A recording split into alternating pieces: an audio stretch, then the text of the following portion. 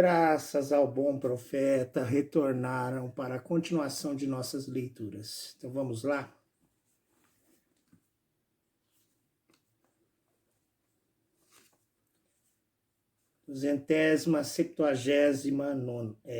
Septuagésima noite.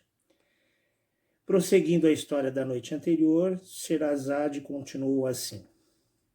De volta a casa, armou por sua própria mão uma pirâmide com as frutas que comprara, e servindo-as ele mesmo a senhora num prato de porcelana finíssima. Senhora, disse-lhe, esperando um banquete mais sólido e mais digno de vós, escolhei e tomai alguma dessas frutas. Quis ficar em pé, porém ela disse-lhe que não tocaria em coisa alguma sem que ele se assentasse e comesse também. Obedeceu, e depois de terem comido alguns bocados, Ganem, observando que o véu da senhora que ela pusera a seu lado sobre o sofá tinha a orla bordada com letras de ouro, pediu-lhe licença de o ver. Ela pegou logo no véu e apresentou-lhe. Perguntando-lhe se sabia ler. Senhora, respondeu com ar modesto, não faria bem aos seus negócios o mercador que não soubesse ao menos ler e escrever. Pois então, replicou ela, lede as palavras que estão escritas neste véu e também para mim uma ocasião de contar-vos a minha história. Tomou Ganem o véu e leu estas palavras. Eu vos pertenço e vós me pertenceis, ó descendente do tio do profeta. Esse descendente do tio do profeta era o califa Harun al-Rashid, que reinava então e que descendia de Abbas, tio de Muhammad. Ganem, que compreendera o sentido destas palavras, clamou aflito, Senhora, acabo de dar-vos a vida e eis aqui umas palavras que me dão a morte. Não percebo todo o mistério, mas conheço perfeitamente que sou o mais desgraçado dos homens. Perdoe-me, Senhora, a liberdade que tomo de vô-lo dizer. Não pude ver-vos sem dar-vos o coração. Vós mesmas não ignorais que não esteve em meu poder recusar-vos. E isso pode desculpar a minha temeridade. Propunha-me a mover o vosso com meus respeitos, meus cuidados, minhas complacências, minhas sujeições e minha constância. E mal concebi este intento lisonjeiro, vejo todas as minhas esperanças destruídas. Não creio poder resistir por muito tempo a tão grande desgraça. Mas suceda o que suceder, terei a consolação de morrer escravo vosso. Acabai, Senhora, acabai de dar-me uma inteira explicação do meu triste destino. Essas palavras que pronunciou entre lágrimas enterneceram a senhora, que bem longe de queixar-se da declaração que acabava de ouvir, sentiu uma alegria oculta, pois seu coração principiava a deixar-se sensibilizar. Dissimulou, todavia, e como se não tivesse dado atenção ao discurso de Ganem, disse-lhe, ter-me aguardado de mostrar-vos o meu véu, se cresce que ele houvesse de causar-vos tanto desgosto. Não vejo o que tenho que dizer-vos deva tornar tão deplorável a vossa sorte como vos parece. Saberei, pois, prosseguiu ela, para contar-vos a minha história, que me chamo Tormenta, nome que me deram no instante do meu nascimento, porque julgaram-me que meus olhos causariam algum dia muitos males. Não deveis ignorá-lo, visto que há pessoa alguma em Bagdá que não saiba que o califa Harun al-Rashid, meu e vosso soberano senhor, tem uma valida que se chama assim. Levaram-me ao seu palácio desde minha mais tenra idade e fui criada com todo o cuidado que costumam ter com as pessoas do meu sexo, destinadas a ficar ali. Fiz progressos em tudo o que quiseram ensinar-me, e isto, junto a alguns sinais de beleza, granjeou-me a amizade do califa, que me deu um quarto particular contíguo ao seu. Não se contentou este príncipe com esta distinção.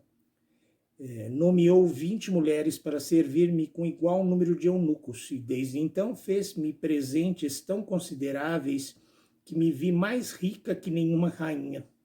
À vista disso, bem julgais que Zobeida, esposa e parenta do califa, não pode ver a minha felicidade sem ciúmes. Ainda que Harun a trate com todas as atenções imagináveis, ela procurou todas as ocasiões possíveis de perder-me. Até agora livrei-me dos seus laços, mas finalmente sucumbi ao último esforço do seu ciúme, e sem vós estaria essa hora na expectação de uma morte inevitável. Não duvido que subornasse algumas das minhas escravas para que deitasse, ontem de tarde, na limonada que tomei, uma droga que me causasse tamanho adormecimento. Tenho tanto maior fundamento para fazer esse juízo, quanto tenho naturalmente o sono muito leve e acordo ao mais pequeno barulho. Zobeida, para executar o seu mau intento, aproveitou-se da ausência do califa, que há poucos dias foi pôr-se à frente das suas tropas a fim de castigar a ousadia de alguns reis vizinhos que se aliaram para fazer-lhe guerra. Sem esta conjectura, a minha rival, furiosa como é, não teria ousado atentar contra a minha vida. Não sei o que fará para ocultar ao califa o conhecimento desta ação, mas estáis vendo que tenho grande interesse em guardar o segredo. Dele depende a minha vida. Não ficaria seguro em vossa casa enquanto o califa estivesse ausente de Bagdá. Vós mesmos sois interessado em ocultar a minha aventura, pois se Zobeida viesse a saber a obrigação que vos devo, castigar-vos-ia por me haveres salvado. Quando o califa voltar, terei menos medidas de precaução que tomar. Acharei meios de o informar de tudo o que se passou e estou persuadida que terá mais empenho do que eu mesma em reconhecer um serviço que me restitui ao seu amor. Em seguida falou Ganem. Senhora, disse-lhe, dou-vos 1000 agradecimentos por me haveres proporcionado a explicação que tomei a liberdade de pedir-vos e suplico-vos que acrediteis que estáis aqui em segurança. Os sentimentos que me inspirastes, afiançam-vos a minha discrição. Quanto aos meus escravos, confesso que devemos desconfiar deles. Poderiam faltar a fidelidade que me devem, se soubesse por que acaso e em que lugar tive a felicidade de encontrar-vos. Mas isso é impossível de se adivinhar. Ousarei também assegurar-vos que não terão a menor curiosidade de informar-se disso. É tão natural na nossa idade procurar escravas formosas que não se admirarão de modo algum de ver-vos aqui, julgando que sois uma escrava e que vos comprei. Crendo ainda que tive minhas razões para trazer-vos para minha casa do modo que observaram. Quanto a isso, sossegai e persuadi-vos que sereis servida com todo o respeito que é devido à valida de monarca tão grande como o nosso. Todavia, qualquer que seja a grandeza que o cerca, permiti-me que vos declare, senhora, que nada será capaz de levar-me a revogar a dádiva que vos fiz do meu coração. Sei muito bem que nunca esquecerei o que pertence ao Senhor é proibido ao escravo, mas amo-vos antes de me informardes que pertenceis ao califa. Não depende de mim vencer uma paixão que, ainda que em princípio tem toda a força de um amor corroborado por uma perfeita correspondência. Estimo que vosso augusto e felicíssimo amante vos vingue da dignidade de Zobeida, chamando-vos outra vez, e restituída que sejais aos seus desejos, lembrai-vos do desafortunado Ganem, que tão vos ama menos que o califa. Não vos ama menos que o califa. Tão poderoso como é esse príncipe, se não sois sensíveis, senão a ternura, lisonjeio-me que ele não poderá arriscar-me da vossa lembrança. Não pode amar-vos com maior ardor do que eu vos amo, e não cessarei de arder por vós em qualquer lugar do mundo, onde vai expirar depois de vos ter perdido. Tormenta, percebendo que Ganem estava penetrado da mais viva aflição, enterneceu-se, mas vendo o embaraço em que ia lançar-se, se continuasse a conversação sobre esta matéria, que podia insensivelmente levá-la a dar indícios da inclinação que lhe tinha, disse-lhe: bem vejo que essas palavras vos causaram muita pena, Deixemo-nos e falemo-nos da obrigação infinita que vos devo. Não posso expressar-vos a minha alegria quando cuido que sem vosso socorro estaria privada da vida. Felizmente para ambos, bateram à porta nesse instante. Levantou-se Ghanem para ir ver o que poderia ser e verificou que era um dos escravos que vinha anunciar-lhe a chegada do banquete que traziam da casa de pasto. Ghanem, que por mais cautela não queria que os escravos entrassem ao quarto de Tormenta, foi receber o que vinha da casa de pasto e serviu ele mesmo a sua bela hóspede, que no fundo da sua alma se alegrava dos desvelos que ele tinha para com ela. Depois da comida, Ghanem levantou a mesa do mesmo modo que a pusera, e tendo entregue toda a porta do quarto a porta do quarto nas mãos de seus escravos, disse à Tormenta: Senhora, desejareis talvez descansar agora. Deixo-vos só, e depois de terdes repousado, estarei pronto a receber as vossas ordens. Proferidas essas palavras, saiu e foi comprar 2 escravas, adquirindo também roupa fina e tudo o que era preciso para compor um toucador digno da valida do califa. Levou para casa ambas as escravas e, apresentando-os à Tormenta, disse-lhes: Senhora, uma pessoa como vós precisa ao menos de 2 mulheres que a sirvam, e é bem que vos dê estas. Admirou Tormenta a atenção de Ghanem. Senhor, disse ela, bem vejo que não sois homem que deixa as coisas por acabar. Aumentais com vossos modos a obrigação que vos devo, mas espero que não morrerei ingrata e que o céu me porá bem depressa em estado de reconhecer todas as vossas ações generosas. O jovem mercador, recolhidas as escravas a um quarto próximo para onde as mandou, assentou-se ao sofá em que estava Tormenta, a certa distância dela, para mostrar-lhe mais respeito, e reatando a conversa sobre a sua paixão, disse coisa muito ternas acerca dos obstáculos invencíveis que lhe tiraram toda a esperança. Nem ouso esperar, dizia ele, excitar com a minha ternura a sensibilidade de um coração como o vosso, destinado ao mais poderoso príncipe do mundo. Ai de mim! Na minha desgraça seria para mim uma consolação se pudesse lisonjear-me de que não vistes com indiferença o excesso do meu amor. Senhor, respondendo-lhe Tormenta. Senhora, interrompeu Ghanem, ouvindo esta palavra Senhor, é a segunda vez que me fazeis a honra de tratar-me por Senhor. A presença das mulheres escravas impediu-me a primeira vez dizer-vos o que pensava acerca disso. Em nome de Deus, Senhora, não me deis esse título de honra, não me convém. Tratai-me como vosso escravo, eu o sou e jamais cessarei de o ser. Não, interrompeu Tormenta por sua vez. Guardar-me-ei muito de tratar assim um homem a quem devo a vida. Seria uma ingrata se dissesse ou fizesse alguma coisa que não vos convisse. Deixai-vos, pois, seguir os movimentos do meu coração e não exijais em pronto de vosso um prêmio de vossos benefícios que abre descortesmente convosco. Nunca farei tal. Sou muito sensível à vossa cortesia para abusar dela. Confessar-vos-ei que não olho com indiferença para todos os cuidados que tomais. Sabeis as razões que me obrigam ao silêncio. Elevou-se de contentamento Ghanem com esta declaração. Chorou de alegria e, não podendo achar termos consentâneos para agradecer a Tormenta, contentou-se em dizer-lhe que ela sabia o que devia ao califa.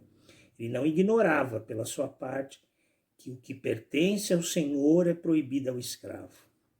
Como percebeu que ia anoitecendo, levantou-se para ir buscar a luz, trouxe a ele mesmo e juntamente com o que fazer a merenda, conforme o uso comum da cidade de Bagdá, onde depois de ter jantado bem ao meio-dia, passam o serão a comer algumas frutas e a beber vinho, conversando agradavelmente até a hora de recolher-se. Assentaram-se ambos à mesa e principiaram fazer recusas muito corteses acerca das frutas que ofereciam um ao outro. Insensivelmente, A excelência do vinho incitou-os a beber, e apenas beberam 2 ou 3 vezes, logo se deram palavra de não beberem mais sem primeiro cantar em qualquer área. Cantava Gana em versos que compunha de repente e que expressavam a força da sua paixão. E Tormenta, animada pelo seu exemplo, compunha e cantava também cantigas que tinham alguma relação com a sua aventura, nas quais havia sempre qualquer coisa que Ganem podia explicar a seu favor. Quanto ao mais, foi a fidelidade que devia o califa exatamente guardada. Durou a merenda largo tempo. Era já alta noite e não cuidavam ainda de separar-se. Recolheu-se Ganem, todavia, a outro quarto e deixou Tormenta naquele em que estava, onde as escravas que compraram entraram para a servir. Viveram juntos desse modo por alguns dias. O jovem mercador não saía senão a negócios de alta importância, isto enquanto a senhora descansava, pois não podia resolver-se a perder o único dos instantes que lhe era permitido estar na sua companhia.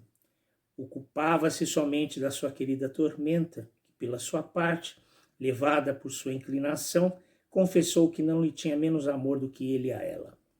Contudo, por mais que se amassem um ao outro, a só lembrança do califa conteve-os nos limites da sua paixão, o que a tornava mais veemente ainda.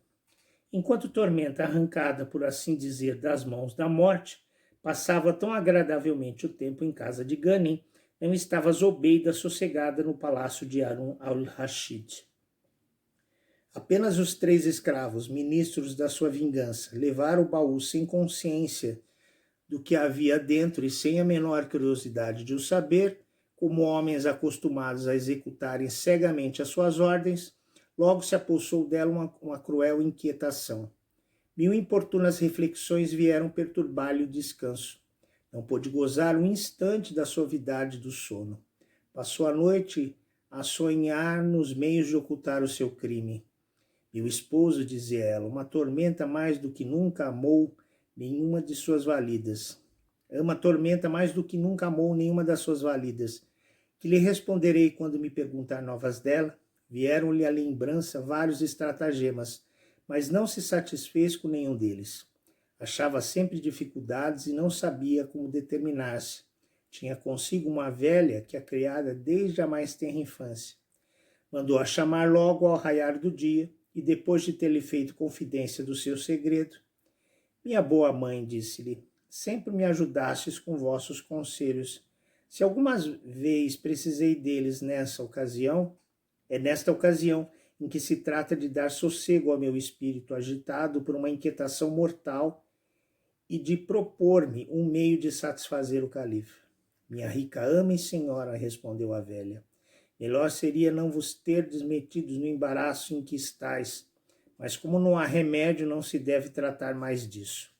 Vamos a cuidar de enganar o comendador dos crentes, e sou de parecer que mandeis cortar a toda pressa um pedaço de madeira em forma de cadáver.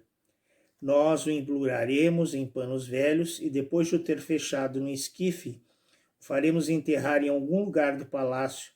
Em seguida, sem perda de tempo, mandareis construir um mausoléu de mármore, à maneira do zimbório, no lugar da sepultura, e armar uma essa que fareis cobrir com um pano preto e acompanhar de grandes castiçais e grossas tochas em volta. Ainda a outra, prosseguiu a velha, que convém não esquecer, será preciso tomar luto e mandar tomar as vossas mulheres, como também as de Tormenta, aos vossos eunucos e finalmente a todos os oficiais do palácio. Quando o califa voltar e vir todo o seu palácio de luto e a vós mesmas, não deixará de perguntar o motivo. Tereis então lugar de o exaltardes, dizendo que, em consideração a ele, mandasses fazer a Tormenta, a qual uma morte repentina arrebatou desta vida, exéquias solenes.